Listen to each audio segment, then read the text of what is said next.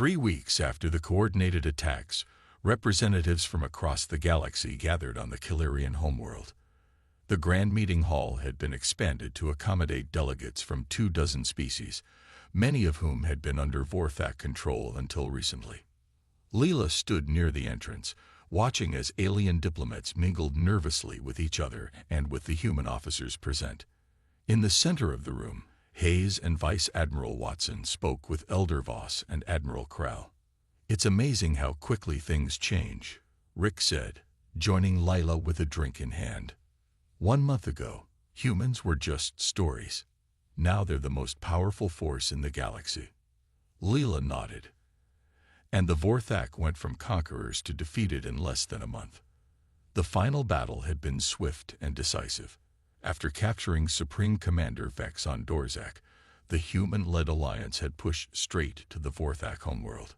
Surrounded by hundreds of human warships, the Vorthak High Command had no choice but to surrender. Now they were here to discuss peace terms. The room fell silent as Supreme Commander Vex was led in by human guards. Once proud and fierce, he now looked small and defeated. He took his place at the treaty table, eyes downcast. Vice Admiral Watson stepped forward. 3 centuries ago, your ancestors drove humanity into hiding. We were not ready for your kind of warfare then. We are now." Elder Voss spoke next. "The Alliance proposes these terms.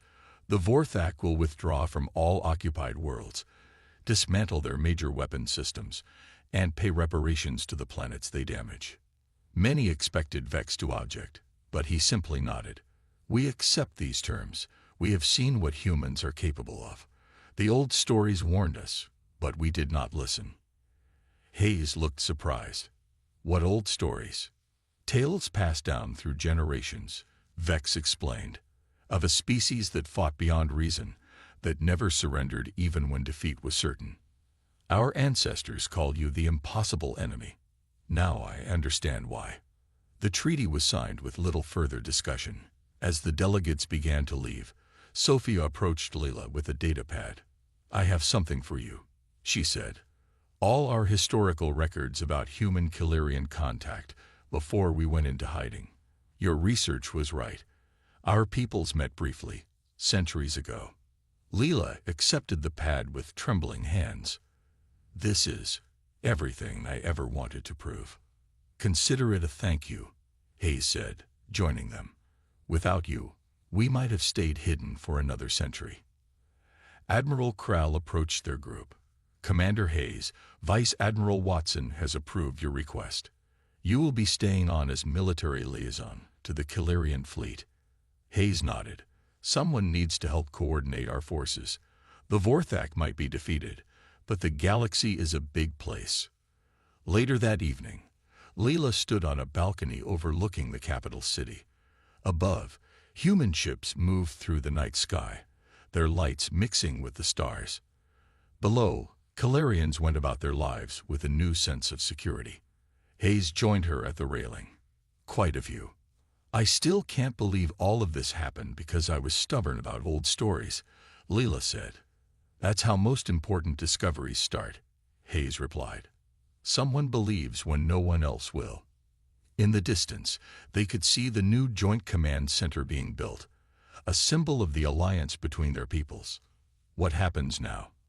Leela asked. "Now the real work begins," Hayes said. "Human ships are awakening throughout the galaxy. Our people are emerging from stasis on Earth and our colony worlds. After centuries of hiding, we're rejoining galactic society. Will it be difficult? Coming back after so long?" Hayes looked thoughtful. "Change always is. But humans are good at adapting. It's what we do best." Above them, more lights appeared in the sky as another group of human ships arrived. No longer hidden, no longer legends, but present and real.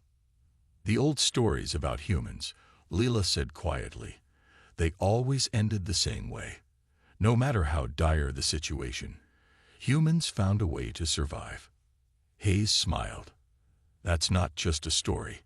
That's who we are." In the archives of the Calirian Historical Council, a new entry was added that day. It began, Humans are not legends. They are our allies, our friends, and perhaps the most remarkable species in the galaxy.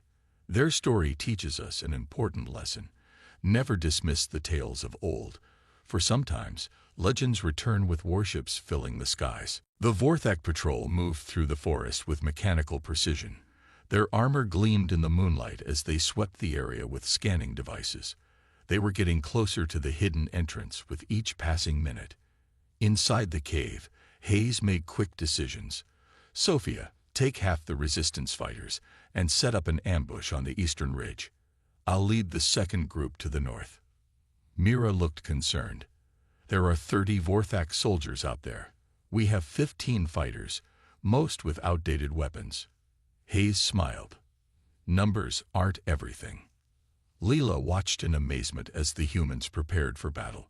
They moved with quick, confident motions, checking weapons and giving instructions to the resistance fighters. There was no fear in their eyes, only focus. Stay with Mira, Hayes told Lila. Keep the children and elders safe deeper in the caves. If we fail, there's an escape tunnel that leads to the mountains. Before they left, Sophia handed Leela a small device. Emergency beacon. If things go wrong, press this. The Defiance will know to come in hot. Outside, the humans split into their groups and disappeared into the darkness. Lila returned to the main chamber where Mira was organizing the non-combatants. Are they always so confident? Mira asked. I've only known them for days, Leela admitted. But from what I've seen and read in the legends, yes, they don't seem to understand impossible odds. The sound of weapons fire echoed from outside. Not the steady pulse of Vorthak rifles, but sharp, precise shots followed by silence. Then more shots, coming from a different direction. In the command center of the main Vorthak base, Supreme Commander Vex received disturbing reports. Patrol 7 is not responding, an officer reported. Patrol 4 reports being under attack from multiple positions. Vex snarled. Send reinforcements. These primitive rebels must be crushed. Sir, another officer interrupted.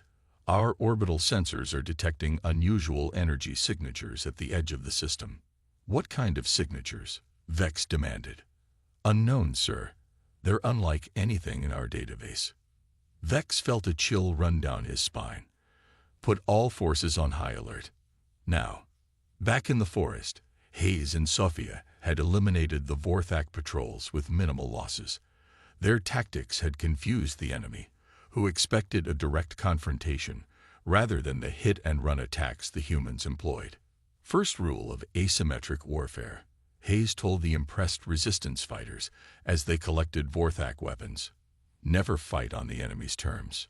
A communication alert sounded on his wrist device. Commander, this is Vice Admiral Watson. The fleet is in position.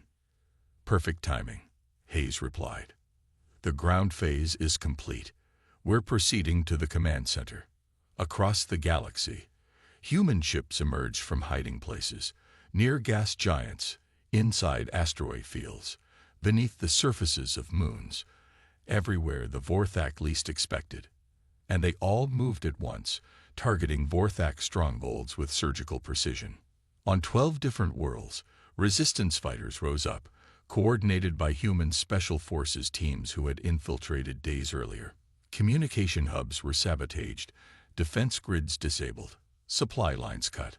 On the Defiance's bridge, Vice Admiral Watson watched the tactical display as reports flooded in. Vorthak Central Command is in chaos, an officer reported. They're trying to respond to multiple simultaneous attacks and failing. Watson nodded. Launch the next phase. All ships, commence Operation Daybreak. On Dorzak, Hayes led a small team including Sophia, Mira, and several resistance fighters toward the main Vorthak command center. With the patrols eliminated and confusion spreading through enemy ranks, they moved quickly through the now empty streets. I've never seen them so disorganized, Mira whispered as they approached the command center. Sophia checked her tactical display. That's because they're used to fighting predictable enemies. Humans are anything but predictable. Inside the command center, Supreme Commander Vex watched in horror as reports of attacks poured in from across Vorthak space. Ships were being destroyed, bases overrun, planets lost, and on every screen, the same terrifying sight. Sleek, deadly vessels of unknown design, moving with impossible speed and coordination. "Sir," an officer said, his voice shaking. The old stories, could they be true? About the species that vanished centuries ago. Before Vex could answer, the doors to the command center exploded inward. Through the smoke stepped Hayes, Sophia, and their team, weapons ready. "The stories were true," Hayes said calmly. "Humanity never left. We were just waiting." News of the Human-Killarian alliance spread quickly through the galaxy. For 3 days, the Killarian capital buzzed with activity as human ships arrived and supplies were organized. Lila watched from a balcony as human officers moved through the streets below, drawing stares from curious Killarians. "Quite a change from being called a myth chaser," Rick said, joining her at the railing. Leela smiled. "I never expected to actually find them. I just wanted proof they once existed." Her communication device beeped. It was Hayes, requesting her presence at the new Joint Command Center. When she arrived, she found the room in controlled chaos. Screens showed star maps with Vorthak positions marked in red, human bases in green, and Killarian territories in blue. Hayes stood with Vice Admiral Watson at the central table. "Ah, Researcher Monroe," Watson said. "Just the person we need. You're the foremost Killarian expert on human history, correct?" "Only because no one else was studying it," Leela admitted. "Well, we need that knowledge now," Hayes explained. "We're planning our first major strike against a Vorthak stronghold, the planet they call Dorzak. It's a major supply hub for their fleets." Watson touched the table, bringing up an image of a blue-gray planet surrounded by space stations. "The problem," she continued, "is that they've enslaved the local population. The Havar. We can't just bombard the planet from orbit." Sophia approached with a datapad. "We need to coordinate with local resistance fighters, someone who knows both Killarian diplomatic protocols and human military tactics." Leela realized they were all looking at her. "Me? I'm not a soldier or a diplomat." "But you understand us," Hayes said simply. "Better than anyone else in your people. And right now, we need someone who can bridge our two cultures." 2 days later, Leela found herself aboard a small human scout ship with Hayes and Sophia, approaching Dorzak under the cover of a stealth field. The planet loomed large in the view screen, its surface scarred by Vorthak mining operations. "How will we find the resistance?" Leela asked as they prepared to land. Sophia checked her weapons. "We don't have to. They'll find us." The ship touched down in a forest clearing far from any Vorthak settlements. As they stepped outside, Lila was struck by the planet's beauty. Tall purple trees with silver leaves that caught the light of the twin moons overhead. They hadn't walked far when shadows detached from the trees around them. A dozen figures surrounded them, weapons raised. They looked similar to Killarians, but with rougher features and gray skin instead of blue. A tall female stepped forward. "I am Mira. Are you the ones who fought the Vorthak at Killaria?" Hayes nodded. "Commander Hayes, Earth Defense Force. This is Tactical Officer Martinez and Researcher Monroe from Killaria." Mira studied them, her gaze lingering on Hayes. "The Vorthak have been nervous since your battle. They've doubled the guard on all facilities." She gestured for them to follow. "Come. It's not safe here." Mira led them through the forest to a hidden entrance in a hillside. Inside was a network of caves where hundreds of Havar lived and planned their resistance. Children stared at the strangers with wide eyes. "We fought the Vorthak for 2 years," Mira explained as they reached a central chamber. "But their weapons are too strong, and they control our food supplies." Hayes activated a holographic display showing the human fleet positions around the sector. "That's about to change." For hours, they planned. Hayes explained the human strategy. Simultaneous attacks on multiple Vorthak strongholds across the galaxy. Sophia detailed how the resistance could disable the planet's defense grid. Lila served as translator when technical terms confused the HFY. The key, Hayes said, pointing to the main Vorthak command center, is timing. When our ships arrive, they'll have only seconds to react. Mira nodded grimly. My people will be ready. As they finalized their plans, a young Haver rushed into the chamber. Vorthak patrols. They're sweeping the forest with new scanners. Mira cursed. They must have detected your ship's landing. Sophia was already moving, checking her tactical display. Multiple squads approaching from the north and east. Hayes looked at Leela, then at the frightened Haver around them. Well, he said, checking his weapon, it seems we get to show our new allies how humans fight on the ground. Is that good? Mira asked. Sophia smiled as she loaded her rifle. Let's just say there's a reason the Vorthak's ancestors ran from us centuries ago. Everyone in the council chamber watched the battle display with growing concern. The Kilarian ships were holding their own using the human tactics, but the Vorthak had superior numbers. 3 Kilarian vessels had already been destroyed. Your strategy bought time, nothing more, Admiral Krell said bitterly. Where are these reinforcements you promised? Hayes kept his eyes on the display. They're coming. Moments later, a junior officer called out in surprise. New contacts. Massive energy signatures at the edge of the system. The display lit up with warning indicators as space itself seemed to tear open. Through these rifts came ships unlike anything the Kilarians had ever seen. They were sleek and dangerous, with graceful lines that somehow emphasized their deadly purpose. The largest was enormous, at least 5 times the size of the biggest Kilarian vessel. What are those? Elder Voss whispered. That's the Defiance, Hayes said with pride. Vice Admiral Watson's flagship. And that's just the first wave.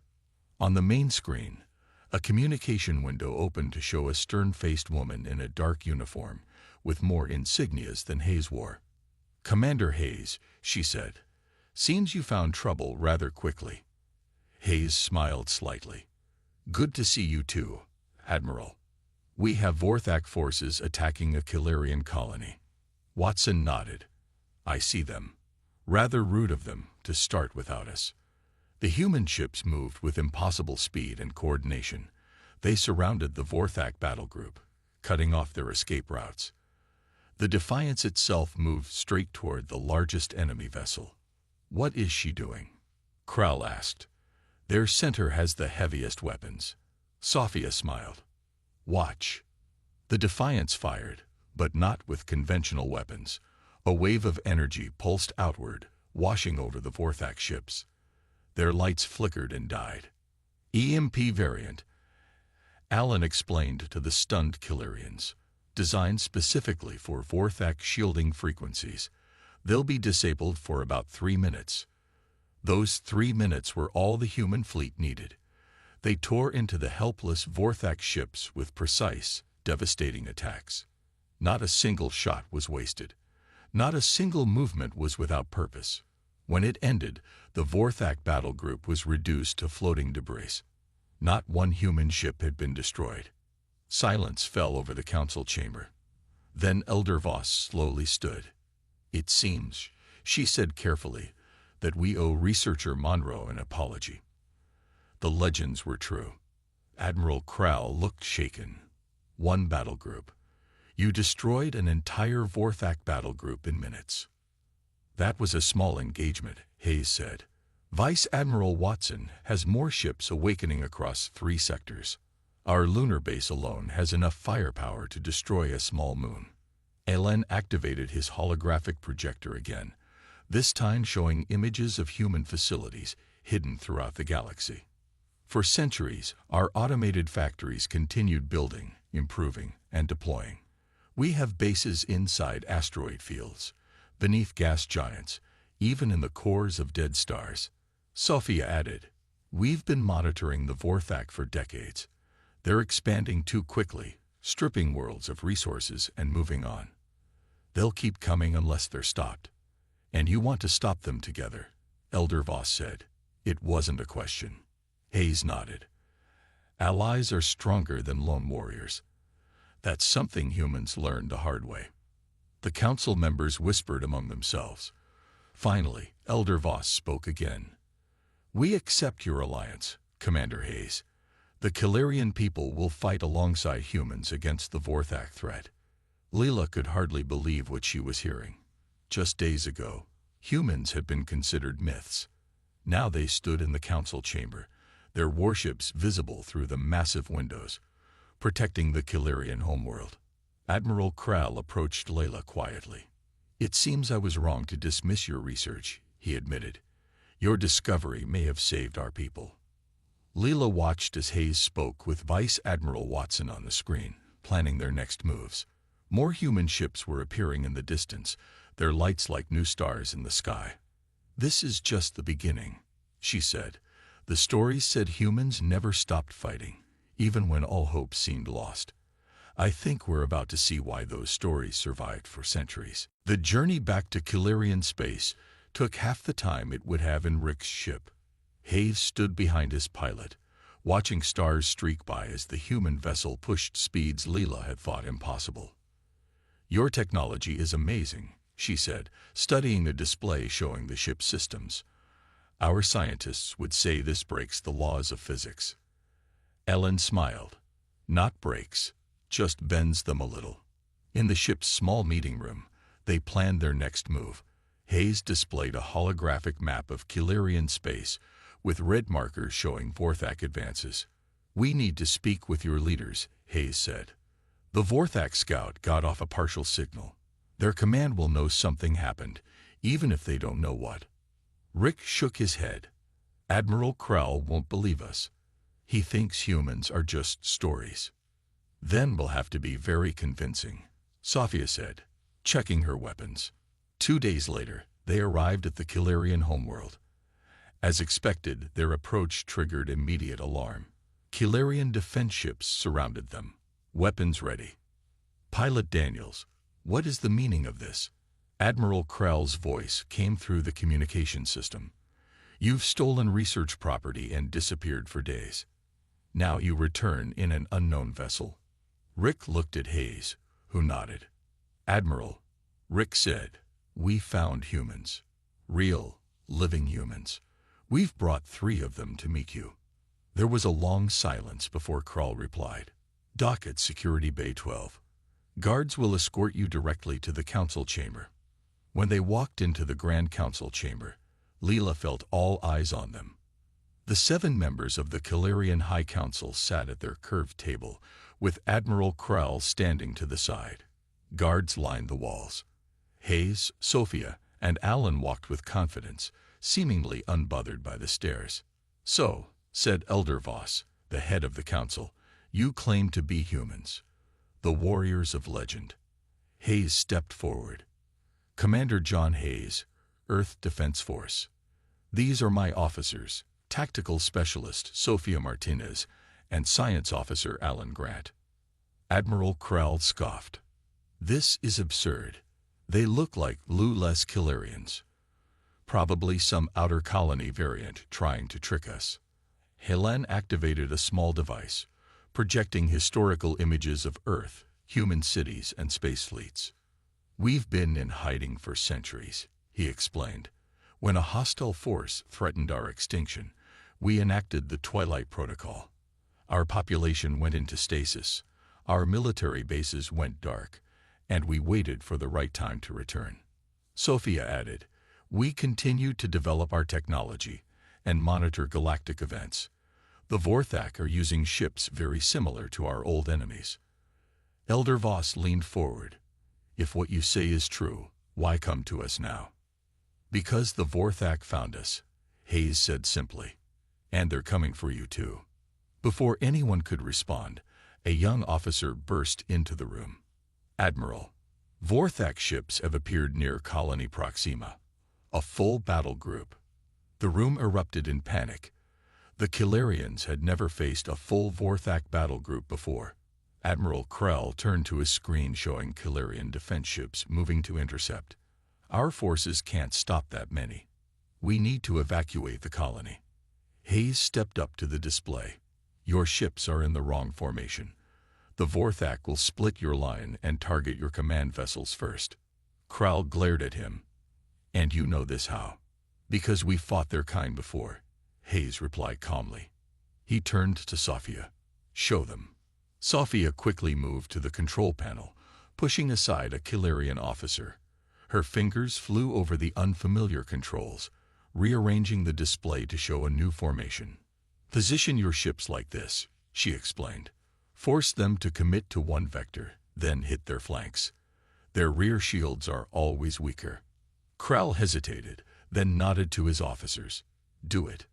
They watched as the Kilarian ships reorganized according to Sophia's instructions. When the Vorthak attacked, they found themselves unable to break through as easily as before. It's working, Leela whispered. Hayes nodded. But it won't be enough. He turned to the council. Let us contact our forces. We have ships nearby that can help. Elder Voss studied Hayes for a long moment, then nodded. Do it. Hayes activated his wrist communicator. Vice Admiral Watson, this is Commander Hayes. Operation Daybreak is approved. I repeat, Daybreak is approved. He looked up at the startled Kilarians. Now you'll see why the legends about humans survived for centuries. Leela and Rick froze as the station lights suddenly powered up around them. The once dark corridors now glowed with soft blue light. Warning signals flashed on Rick's wrist device. Something's coming, he said, pulling Leela behind a console. A ship just left the moon, and it's heading right for us. Leela's heart raced. Is it Vorthak? No, different design. I've never seen anything like it. They watched through a viewport as a sleek vessel approached the station. It was smaller than a Kilarian cruiser, but had a dangerous look to it. The ship docked with precision at the main bay. We need to get back to our ship, Rick whispered. But before they could move, the doors to the control room slid open. 3 figures entered, wearing dark uniforms with insignias Leela recognized from her research. The same eagle symbol she had found in the ruins. Humans. They looked similar to Kilarians, but with no blue tint to their skin, no ridge above their eyes. They carried weapons but kept them lowered. The tallest of them stepped forward. I am Commander John Hayes of Earth Defense Force. You're a long way from home. Leela stood on shaky legs. I am researcher Layla Monroe from Kilaria. This is pilot Rick Daniels. We didn't think you were real. Hayes raised an eyebrow. Funny. We're pretty sure we're real. He gestured to the others. This is Tactical Officer Sofia Martinez and Science Specialist Alan Grant. Sophia kept her eyes on the Kilarians, hand near her weapon. Alan, however, looked excited, studying them with open curiosity. The database says Kilarians are peaceful, Alan said. Class 3 civilization, primarily scientists and traders. We were peaceful, Rick replied bitterly. Until the Vorthak came. At the mention of Vorthak, the humans exchanged looks. Tell us about them, Hayes ordered. Leela explained how the Vorthak had appeared a year ago, attacking Kilarian colonies without warning or mercy. Their ships are faster than ours. Their weapons cut through our shields like they aren't even there. And your military response? Sophia asked. Rick laughed without humor. We had no military, just defense forces. We've lost 7 colonies in a year. Hayes nodded as if this confirmed something. He touched a device on his wrist, bringing up a holographic display showing images of Vorthak ships that Leela recognized. We've seen their kind before, Hayes said. Different name, same tactics. They're why we went into hiding centuries ago. Leela's eyes widened. You hid from them. The legends say humans fought impossible odds. We did fight, Sophia said sharply, but we were losing. So we made a strategic decision, fake our extinction and go underground. Most of our population went into stasis in bunkers on Earth. Military forces stayed ready in lunar bases. All this time, you've been here. Sleeping? Rick asked in disbelief. Ellen smiled. Not exactly sleeping. Our automated systems continued research, building better weapons, ships, defenses. And we weren't just on Earth. There are human bases hidden throughout the galaxy. A sudden alarm blared through the station. Sophia checked her device. Ship approaching. Vorfac design. Hayes moved quickly to the control panel. They must have detected the power surge when we activated. All of you, back to our ship. Rick shook his head. We have our own vessel. It's too slow. Hayes cut him off. If that's a Vorfac scout, and it reports finding humans awakening, their entire fleet will be here within days. They raced through the corridors toward the human ship. As they ran, Leela saw Hayes giving commands through his communicator. Wake up defense grid. Prepare to engage Vorfac vessel. No transmissions can leave this sector. The human ship was nothing like the bulky Kilarian vessels Leela was used to. Inside, it was all efficiency and purpose. Through the viewports, she saw the approaching Vorfac scout. Black and predatory. They're scanning the station, Sophia reported from a control panel. Too late, Hayes said grimly. Weapons ready. Alan guided the Kilarians to seats. You might want to hold on. This could get interesting. The human ship detached from the station, engines flaring as it moved to intercept the Vorfac scout. The larger alien vessel immediately opened fire, but the human ship dodged with impossible agility. Leela watched in awe as the small human vessel fired upon the Vorfac scout. The weapons tore through the alien shields like they weren't there. The Vorfac ship exploded in a flash of light. Target eliminated, Sophia announced, but they got off a partial transmission. Hayes nodded grimly. Then we're out of time. The legend of humans is about to become very real again. Rick's small ship dropped out of faster-than-light travel with a shudder. Leela gasped as she looked through the view screen. Before them hung a blue-green planet, partially covered in clouds with a single large moon orbiting it. That's it, she whispered. Earth. It looks empty, Rick said, checking his scanners. No energy readings, no ships, no signals. Are you sure this is right? Leela nodded. The coordinates match exactly. She pointed to something else on the scanner. Look, there's a structure orbiting between the planet and moon. Rick adjusted their course. As they drew closer, they saw a massive space station, dark and seemingly abandoned. Its design was unlike anything in Kilarian records, all sharp angles and practical construction, rather than the flowing curves their own people preferred. Human architecture, Leela said confidently, just like in the old images. Rick carefully maneuvered his ship toward a docking bay. The station showed no signs of life, but its structure appeared intact. This is a bad idea, Rick muttered as they sealed their suits and prepared to board the station. If humans were as dangerous as the stories say. Those same stories say they disappeared centuries ago, Leela reminded him. She checked her air supply one last time. We need to know if there's technology here that can help against the Vorfac. The docking bay accepted their ship without resistance. When they stepped into the airless corridor beyond, their lights revealed dusty floors untouched for what must have been hundreds of years. The air systems are off, but the station still has some power, Rick noted, looking at readings on his wrist device. Basic systems only. They moved deeper into the station, passing empty rooms filled with equipment they didn't recognize. Lila took images of everything, her excitement growing with each discovery. Here, she said, stopping at a control room. This looks important.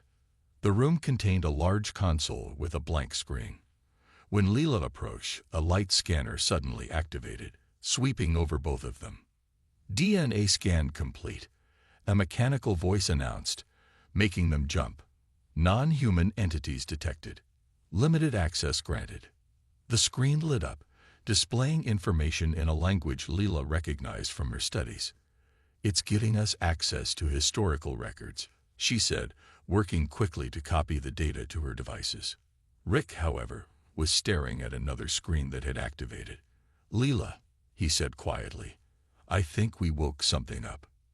The screen showed a diagram of the moon, with a section deep below its surface highlighted. Something was happening there. Systems activating, power levels rising. Deep beneath the lunar surface, in a chamber sealed for centuries, ice began to melt from a row of metal pods. Inside one, Commander John Hayes opened his eyes for the first time in 300 years. His pod opened with a hiss of warm air.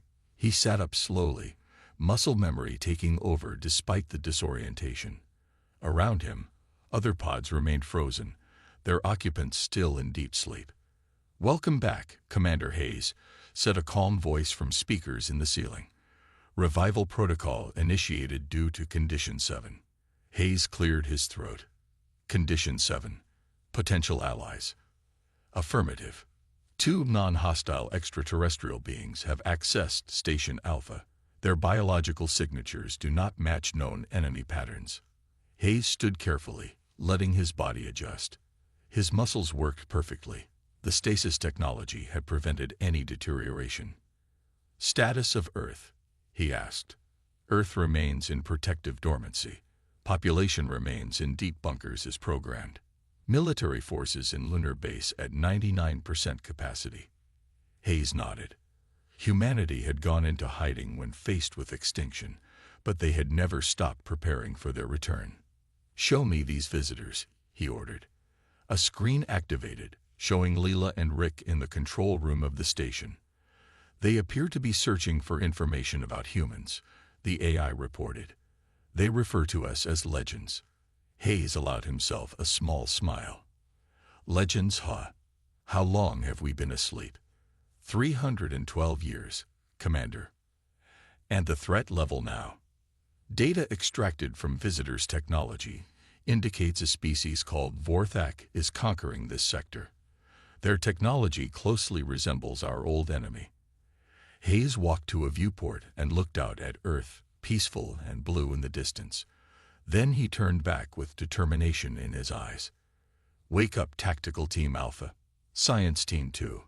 It's time humanity rejoined the galaxy." Lila Monroe brushed dust from the ancient tablet, her eyes widening as she traced the strange symbols with her fingers. The cool air of the underground ruins made her shiver, but excitement kept her warm. After 3 years of searching, she had finally found proof. "Look at this, Rick," she called to her friend who stood guard near the entrance. These markings matched the old stories. The humans were real. Rick Daniels sighed and shined his light toward her. "Leela, we need to go. Admiral Krell gave us 2 hours, and we've been here for 3. She ignored him, carefully placing the tablet into her pack.